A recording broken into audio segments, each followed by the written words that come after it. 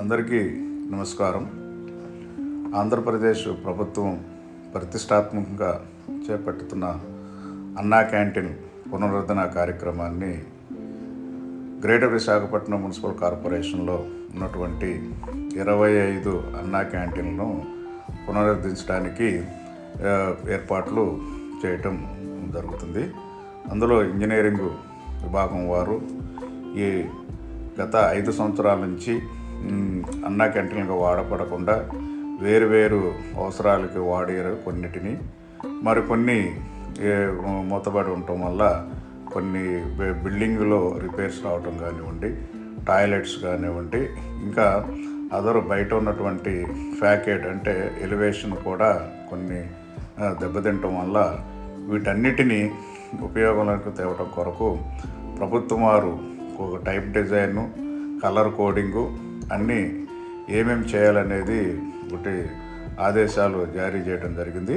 ఈ ఆదేశాల అనుసారంగా ఈ బిల్డింగులు ఏమైనా మైనర్ రిపేర్స్ ఉంటే రిపేర్స్ చేసి చుట్టూ ఉన్నటువంటి అద్దాలు కొన్ని చోట్ల కొన్ని పగిలి ఉన్నాయి, వాటిని మళ్ళా కొత్తగా పునరుద్ధరించటము, బాగున్నటువంటి అద్దాలను మళ్ళా క్లీన్ చేసేసి నూతనంగా తయారు చేయడం కోసం పనులు ప్రారంభించడం జరిగింది.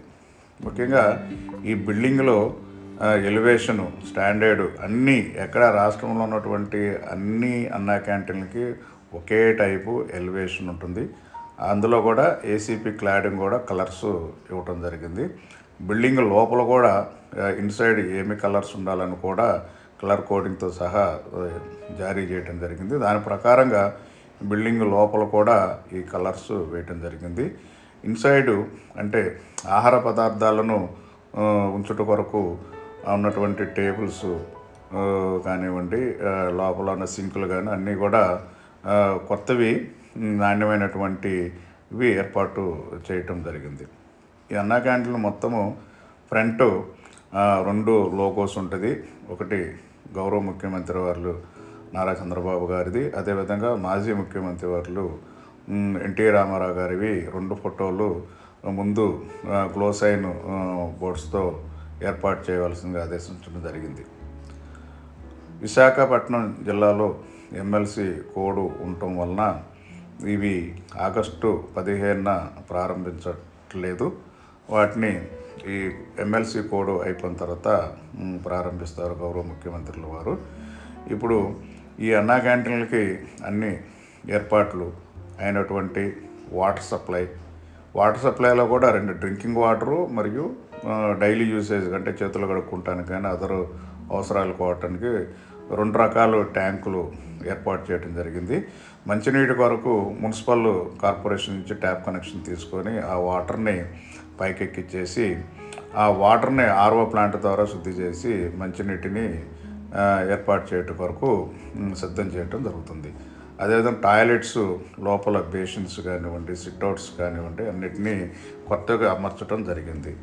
ఇన్సైడ్ పదార్థాలు పెట్టుకోవటానికి గ్రానైట్ స్టోన్తో, అదేవిధంగా టైల్స్ మంచి క్వాలిటేటివ్ టైల్స్, ట్యాప్స్ కానివ్వండి, సింకులు స్టీల్ సింక్స్ కానివ్వండి అన్నీ క్వాలిటేటివ్ అయినటువంటి మెటీరియల్తో ఏర్పాటు చేయటం జరిగింది.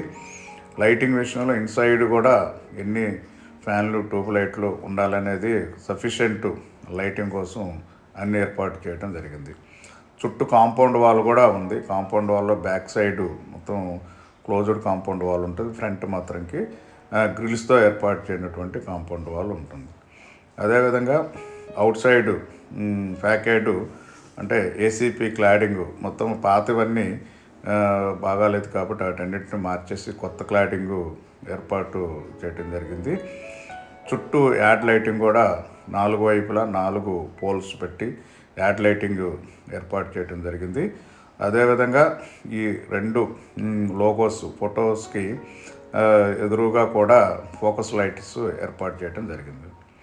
ఇన్సైడ్ భోజనాలు చేసేటప్పుడు ప్రజలకి అందుబాటులో అనుగుణంగా ఉండటం కోసము మొత్తం 15 టేబుల్స్ని ఏర్పాటు చేయడం జరిగింది. అందులో 8 పెద్ద టేబుల్స్, 4 రౌండ్ టేబుల్స్, అదేవిధంగా ఇంకా కొన్ని చిన్న టేబుల్స్, కంప్యూటర్ టేబుల్స్ ఏర్పాటు చేయడం జరుగుతుంది. ముఖ్యంగా ఇందులో కింద టైల్స్ కూడా మంచి క్వాలిటేటివ్ టైల్స్ వేసి పరిసరాల పరిశుభ్రత పాటించడం అనేది ముఖ్యంగా ఇందులో గమనించాల్సి వస్తుంది. అవుట్ సైడు టైల్స్ కూడా యాడ్ లైటింగ్తో పాటు కాంపౌండ్ వాల్లో కూడా మంచి క్వాలిటేటివ్ టైల్స్ కలర్ఫుల్గా వేయటం జరుగుతుంది.